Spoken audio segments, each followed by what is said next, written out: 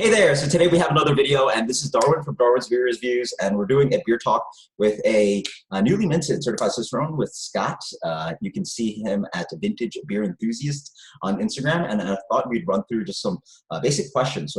I just filled out a questionnaire for the Cicerone program, talking about my journey in Certified Cicerone. I thought we'd just run through that, do a video about it, and then hopefully if you guys are interested in the future, we could do some more content with two Certified Cicerones out there. So I guess I'll let you talk, Scott. You can say hi to the guests. Yeah.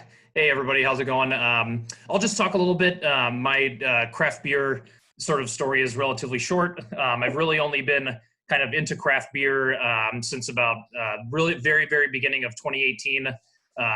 And then, usually when I kind of get into something, I kind of just completely become obsessed. Then I kind of stumbled upon, Darwin's beer review channel. I really liked it. I found out about the Cicerone program.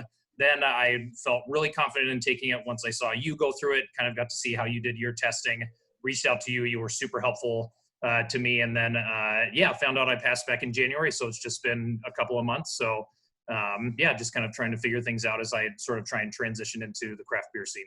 Cool. So the first question they go off with is, what's your current role? How does Certified Cicerone help you with that? So I am currently, obviously, do Darwin beer reviews, but then I also bartend at Ellipsis Brewing and also serve and bartend at Sanford Brewing here in Florida. And so how Certified Cicerone helped me? Definitely has made me more respectable in some interviews, so it really does help you get hired by certain interviewers. And then it's also just like a good amount of knowledge to have. It's really helpful to have that kind of base of wide knowledge to use when people ask you any kind of like your question. Also relevant stuff to draft lines and that kind of like stuff. So clean glassware, simple stuff. But how about you, Scott? I would say, still in the transition, period. It's pretty fresh still, but, honestly, and I think most Cicerones are like this, we can't help ourselves. We love to share information, especially about beer. Once you get all of the different, because it's not just about beer. Like you said, it's about draft systems. It's about cleanliness. It's about, how to store beer, keeping it. So, there's so many different facets that your mind is opened up to when you do all this studying that you just want to share all of it. And some people are really receptive and other people are kind of, like, hey, I don't need, a beer snob in my life, and they're not, necessarily super open to learning. But that's really been the biggest thing, especially through like my Instagram account. It's just about, trying to help people broaden their knowledge of beer. And really as much as they want to is, whenever people ask questions, I'm always willing to, to answer them and engage because we love to geek out about beer. I mean, there's just no doubt about that when you're a Cicerone. Yeah, and I think the day that I was literally thinking about that today, the day that you sort of lack the passion to sort of like try a new beer or like, discuss beer, I think you sort of like lose your like Cicerone ness to you, like it's very, like to me, it's very important to sort of stay relevant, stay excited about it. But obviously that's why we took the test. So describe the factors that made you decide to become a Certified Cicerone. So some of you guys might already know my history, but I got admitted to the bar as an attorney in New York, and then decided to get in the beer industry. And despite having a couple of years of experience in the industry, I had a really hard time finding work. I had started off working in the retail side, and I guess a lot of the jobs out there were really more distributor and brewery / beer bar based. So I had a really hard time, and actually I got a rejection after doing a trail at a beer bar. So I was like, you know what, like, I've been studying for this test for so long. It's been really hard to, find work. So therefore, I'm going to take this test and really, ideally separate myself as a, applicant for jobs. So that's really the reason. Like, I really had a hard time, and I wanted to do something to sort of further my career. So. Yeah, same thing. Yeah, totally same thing for me. Very little, to no experience. How can I, in a short amount of time, sort of, get, almost a degree, of sorts that can kind of, like you said, separate yourself from the rest of the field and kind of give you that, broader knowledge. Again, it's not just being behind the bar and being able to serve, or just talk about beer. You can be, helpful and relevant in the front of the house in a tap room, in the cellar, in the brewing process. You've got just knowledge across the board. And that was what was really, that's what drew me to to it. It wasn't just about beer. It wasn't just about tasting beer. It was so multifaceted that I feel like you kind of have, just so much in your arsenal after you study for this exam that it does open you to a wider range of possibilities in the industry. Yeah, absolutely. Great answer. This is literally goes to what you're talking about, but explain some challenges you had while studying for the exam and how did you overcome them? So for me, I sort of came from I think everybody sort of comes from this background, beer geek, you go on Beer Advocate. I mean, this was got into beer 7, 8 years ago, but this, I took the test 3 years ago. And a lot, even the brewers, I hear about everybody's a beer geek at some point. So you're going on the Beer Advocate top 100, looking for the ticks, going to a can release, driving to this new brewery, and you're just a beer geek. And so with that, I also created, Darwin's Beer Reviews, and this is before I was in the industry. So I felt that I had a good relevant knowledge of, some knowledge of beer styles. I definitely felt like I had a decent palate, but when you open up the Certified Cicerone syllabus, you also realize, oh wow, I don't know anything about draft systems. I don't know how to clean a faucet. I don't know what a jumper line is. I don't know what a fob is. And then also I wasn't a home brewer, so now I have to learn the brewing process. A lot of beer geeks, might like beer, might know a lot about beer, but do they actually know about the brewing process, ingredients, food and beer pairing? And so this is it felt a little bit overwhelming at first because you're locked into knowing just so much. Oh, I know some beer styles and I know this and that. But then outside of that, there's literally just blank holes of information in your knowledge base. And then, so how did I overcome that? For me, it's just reading a lot of BJCP. And, I felt just constantly reading that information, regurgitating it over and over and over. I felt that I learned so much. And then the other one was just getting Chris Cohen's syllabus for Certified Cicerone. And then once you start reading through that, you realize that it's actually not that much information. Once you get relatively familiar with the things that you don't know, like brewing process, draft systems, memorizing details takes a little bit of time. But after you looked at it, I was like, wow, there's really not that much on this test. It's a very fair test. And so after a few hours of I'd say a few hours of studying through the material, it's really about getting the full command of the information, but it really becomes a lot less daunting. Again, before taking the test, I think a lot of people haven't really reset a fob before, or cleaned a draft line, or you don't even have to take apart a faucet in person. But the fact that you can study that information and then still have it is useful for passing the test. So for you, what were some of the challenges and how you overcome them? Well, you spoke to a lot of the the challenges, especially for the kind of the written part of the exam. Those were all pretty similar for me. So I'll kind of speak to the tasting portion of it. Because that's really where, we're in, some study groups on Facebook, and that's what everybody says. How do I study for tasting? That's what I asked you. I mean, I was in that position, not long ago. And the number one thing I would say is once you are no longer afraid that you're just going to get them wrong sometimes and you're going to fail, then you're just going to get better. And you just have to you have to put in the reps, you have to put in the time. It's another thing you have to pay for, which, once you start kind of, going through this, you realize it does cost more than just, the cost of the exam and getting there and all that kind of stuff. But the other thing is, once you are learning this stuff and you know it, you have to be confident about it. Someone, when they asked me, what was the hardest thing about, tasting, I said, tasting is like you're this detective and you're taking all these clues and you're figuring out, okay, who's the person essentially that you need to go to their house and you need to, say it's you, you're the culprit. But then there's times when you do that and then you go to knock on the door and for some reason you just decide to walk across the street and arrest the guy's neighbor. And it's everything you had pointed to, Doppelbock, or it pointed to Saison, but instead you just decided to say, oh, I think it's, American Wheat Ale, or it's, something else. And for me, it was just about, once you have the confidence to do it and it's okay if you get it wrong and don't second guess yourself. That was really, the key. That and repetition, especially with off flavors too. You just can't do it without, I think taking the course, through the Cicerone, doing their stuff at least once. And then there's some home remedies you can do, for light struck stuff and for oxidation and for those kinds of things. So you can maybe get a little bit more repetition. But yeah, I would say that was the biggest struggle, especially from a mental standpoint.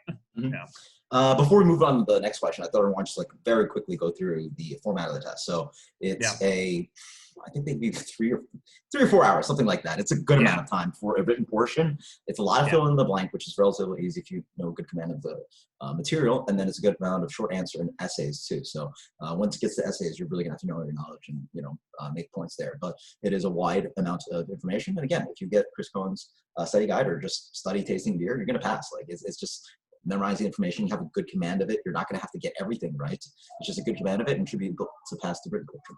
The other portion I find is, as you were talking about, I think find a lot more abstract to learn and in general just harder because it's not possible to just sit there. I mean, it's obviously tasting, you can take your time with it, but it's not possible to just sit there and like memorize all this information. It's something that you're gonna have to learn your own way and have your own journey in, like how do I taste oxidation? How do I taste diacetyl? There's gonna be all these tasting notes, and I've personally gotten to a point where I just completely ignore them. Like I'll read it and that's what they say, but that's not how I should memorize that. That note should be that moment of memory right there and not what's written down, So obviously when you explain it, you want to explain it. Oh, this is buttery. Oh, this is papery, blah, blah. But like, that doesn't help you, personally taste an all flavor. And then also that goes with styles, people will describe styles, blah, blah, blah, blah. But you're going to have to go back to that flavor memory of, oh, that's when I had Saison DuPont, or that is when I had Kona Big Wave, or, something like that. So that's sort of just a quick formatted test. It's relatively quick. You can do it in like an afternoon. And so it's a written portion. It's a tasting portion. You can pass one or the other, and then you retake depending on that. So how did you prepare for the exam, and what were the most beneficial resources that you used? So there's nothing better than Chris Cohen's guideline. As someone who took the bar exam, like I can't imagine how you would pass that test without a regimented kind of a study course. What they give you is a 14-week study course. They have lectures that you send online. They have practice questions, practice tests, and they sort of like outline the way you can pass a test. And like just sit there, you do that material, do the work, you put in the hours, you put in. It's a lot of work, 30 to 50 hours a week studying for the test, but eventually you pass. And as long as you do the work, it is what it is.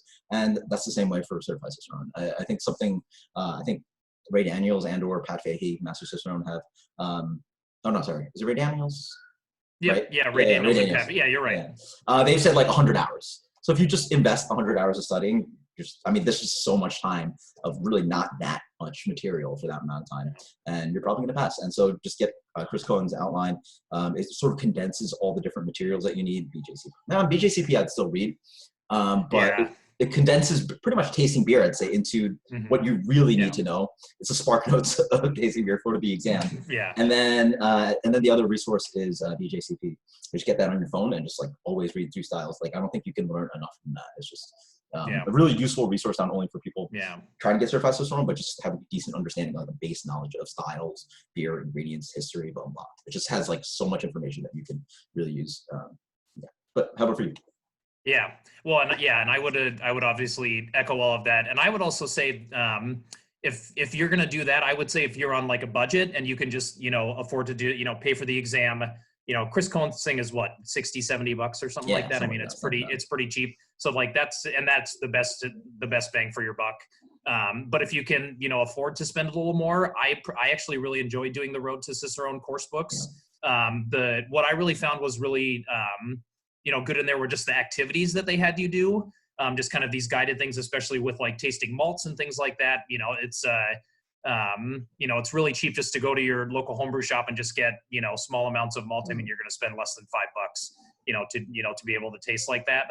And if you can get any of the stuff from the Cicerone website, that's always good too. I think if you're on a budget, Chris Cohen's thing, BJCP, the app's free. Tasting beers, obviously, that's just a good one to have too.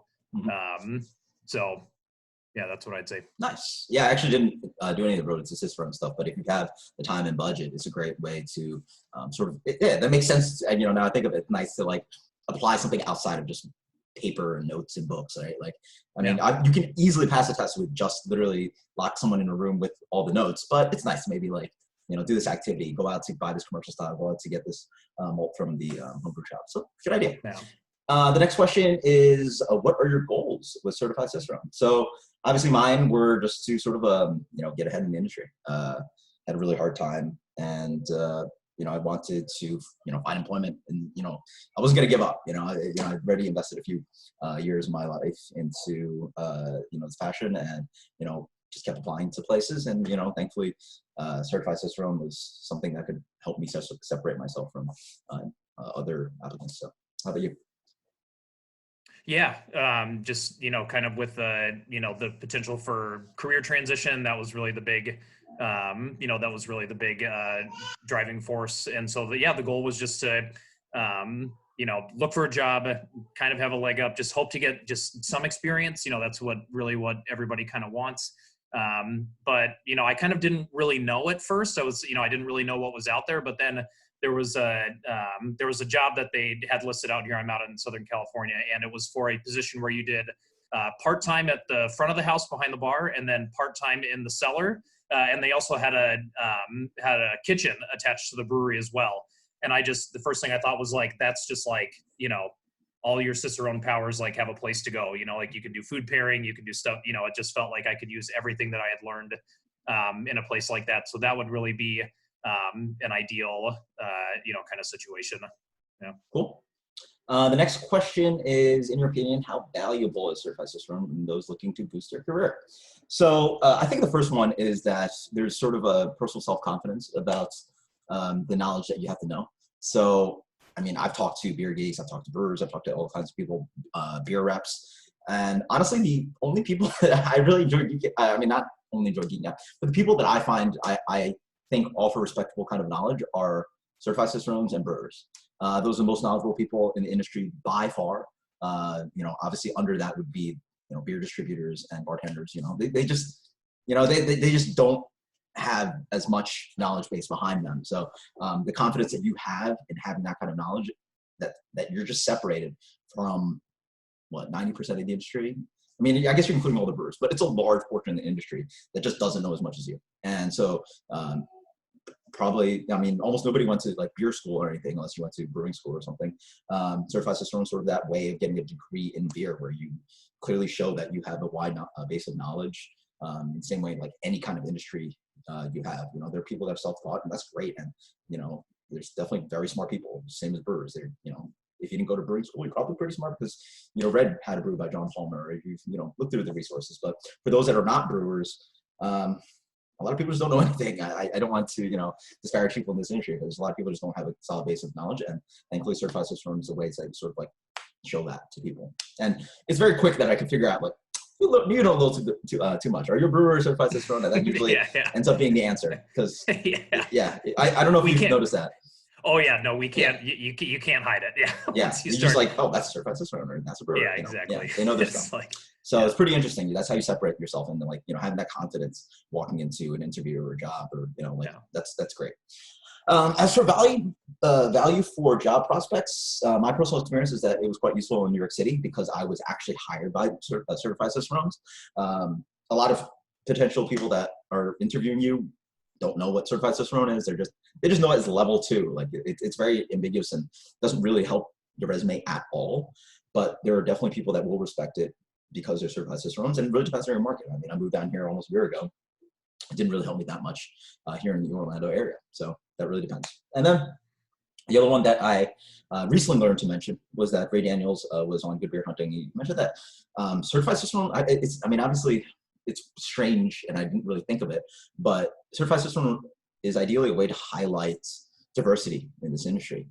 For a lot of people, I think personally to specific jobs where I was not hired because I was a female, or maybe I can't point out specific jobs where I wasn't hired because I wasn't the stereotypical bearded, white male, plaid shirt kind of like look. Yeah. But and again, I also come from a different history where it's like, oh, I passed the bar exam. So like, a lot of people think like, oh, well, this person's obviously not interested in this industry. They're just doing this for fun or something, right?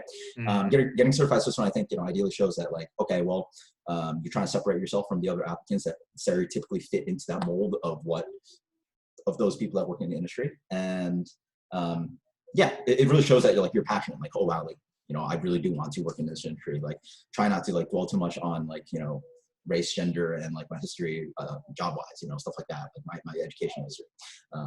Here are my credentials. Like, let's go. So I think Certified Cicerone is a good way to sort of like highlight yourself if you're a minority or of a different gender. So how about yourself? Yeah, I think obviously, it's only been a couple of months, but yeah, I think the biggest thing that I try and tell people is, I may not have the experience, that I have, but when because like you said, there's, you can't really go to school for it, and even if you did, there'd be a teacher there who would know the material and is teaching you. When you study for Certified Cicerone, you're the teacher, you're the student, you're the person who has to figure out you're figuring out what resources to buy, you're purchasing them.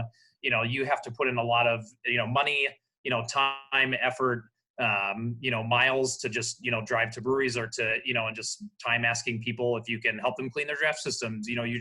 You're so self-motivated. And I've just told, people who I've tried, applying for jobs, what the experience, you can train me in a month, but it's going to take a long time for somebody to, it's going to take longer for somebody else to pass Certified Cicerone than it is, going to be for you to train me in what you need me to do in your bar, your tap room, your brewery, or what have you. I feel like I've got the majority of what I would need and just need the small portion of it. And it's just about, finding somebody, like you said, maybe a fellow Certified Cicerone who's willing to, take a chance. Mm-hmm. Going back to that and just like sort of furthering on that question, what I've seen is a lot of people will hire based on experience versus your knowledge. So like, even though, I was coming or have been coming from a place of like relatively lesser experience, like, I've been doing this for like maybe 4 years now, but there are people that have been bartending for 8 years. But a lot of those people just have been doing the same repetitions. Like, they haven't gone out of the way to really study and get certified Cicerone. So like, oh, he worked at a dive bar and then a Chili's and then sort of had some semi-craft beer experience. Oh, let's hire him, right? Because he's been in the industry for longer. But what is your knowledge base? And so like, I think Certified Cicerone ideally shows that like someone's like really geared towards craft beer. So ideally it will help you with, breweries or, craft beer bars or something like that, separating you from someone that has more time in the industry. But like, how useful is that really? You know what I'm saying? Like, if you hadn't really like used it to, collect a good amount of information and do that. And then the other one is, I think it also ideally shows your passion in the industry. One of my opinions, especially when I worked in hiring people, managing people, is that you can't pay somebody to learn more on their off time, right? Like and that's what passion is. Literally, like, I will drive to and from work and be learning about beer, and I will, be reading about beer, and I'll be tasting this new beer, and I'll be visiting this brewery on my off time, and and that helps you as a bartender because you get to talk about this new place I opened up, and like, oh, this brewery has this beer, or have you visited this brewery, and all that is stuff you can't really pay for. It's just literally like your own time, so that adds to your, I guess, depth of knowledge and the experience that you have in the industry versus like if I hire somebody that maybe has more, experience, behind the bar or something like that, but they just have other passions. Like they literally, once you clock out, they do anything else that's not beer relevant. And I was like, well then I'm not really getting as much as I can out of this person. If that person is fully committed, they're coming into work excited about beer. After work, they're excited about beer. It's just a different kind of like, that makes sense to you? So that's sort of like, yeah. Well, and that's something I totally agree with too, because that means you're also potentially just thinking about what could be better at your job.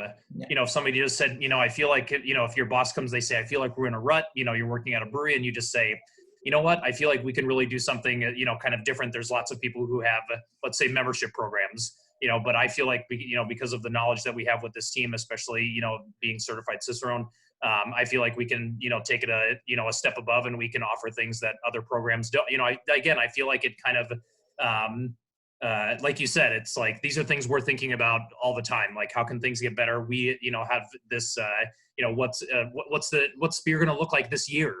We can kind of look at, we spend all this time looking, what are the, the big breweries, who's kind of come out of nowhere? What are the hype places? What are people excited about? What styles do people keep coming in and asking for? We're paying attention to all those sorts of things. And we're one of those people, so we can just speak, with, what our experiences are. And it's just, it's like you said, it's just invaluable in my opinion.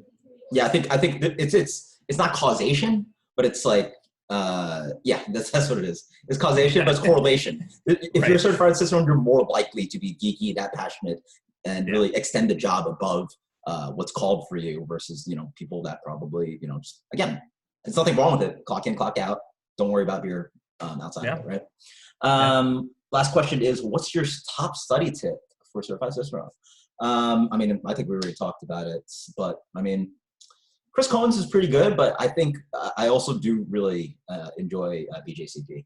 I think the amount of information in there is just wide. I mean, like the amount of information in there that you need for Certified Cicerone is, you know, there's way more information in there. I mean, like when you really want to crunch down and memorize every single inch of that, that's when you get to Master Cicerone. But all the information is available there. So you're going to learn, you know, ingredients, brewing process, beer history. You're going to learn, you know, vital stats. And it's just like a good core of knowledge to have outside of what the syllabus is going to teach you about, you know, craft systems and beer laws and this and that. And I think it's just a good base. And one of the great things is that you can just get it on your phone. So like when you're on the subway, just read it. Like, it's you know, so easy. If you're working at retail, forget about it. If I'm working retail, I'm just like, all right, but you know, that's honestly how I got.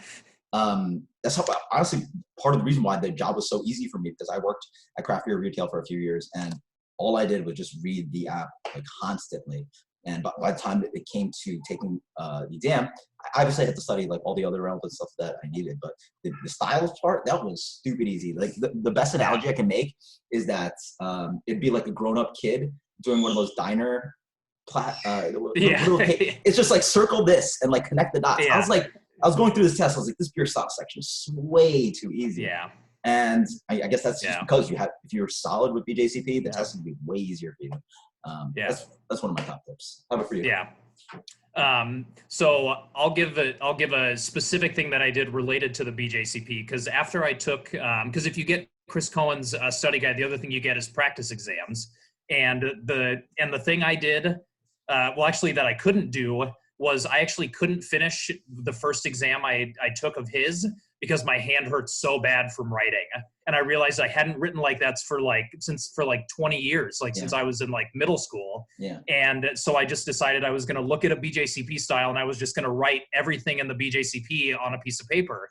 And it was a great way to train, studying the BJCP, because like yourself, that was the best. I had the best score on that, portion of the exam, too, because I was just doing BJCP stuff all the time. But, you got to train. It's a lot of writing. You're doing a lot of fill in the blank stuff, and you're gonna want to display as much knowledge as you can on all the questions you can. You might be able to give a 1 or 2 word answer, but anywhere where you can kind of just show that you have more knowledge, it's only gonna, give you a better chance at passing, the exam. So. Yeah, that was honestly a really, really good one. I just would take, whatever it was, Weizenbach, and just write down everything and the numbers, and then you could go back and you could read it, that way if you didn't have your phone for some reason, or whatever it was. That was one of my favorite ones. Awesome. Well, thank you so much, Scott. Thanks for having me. We're trying to make this maybe a thing in the future. And actually, I want you guys to post in the comments below if you guys have any questions for us. Maybe we'll do another episode. I'm pretty sure we'll have enough time for it, because looking at this, I don't expect to be working much for the next month in the middle of this COVID-19 crisis. And it's very unfortunate. But stay home, stay safe. And I don't know if you have any last words, but I enjoyed doing this. If you'll have me back, obviously, I'd love to do it. And I want to hear what people think, because this is fun for us. And so I hope everybody enjoyed it. Yeah, please. It could just be a little bit more casual, sort of be like a, online podcast kind of thing, or we could turn into just get geeky. That'd be fun. It'd be a good time for me to study. I'm looking at all my books right now and I haven't cracked them in a minute. So that'd be fun. Yeah. So until next time, guys, cheers. Later.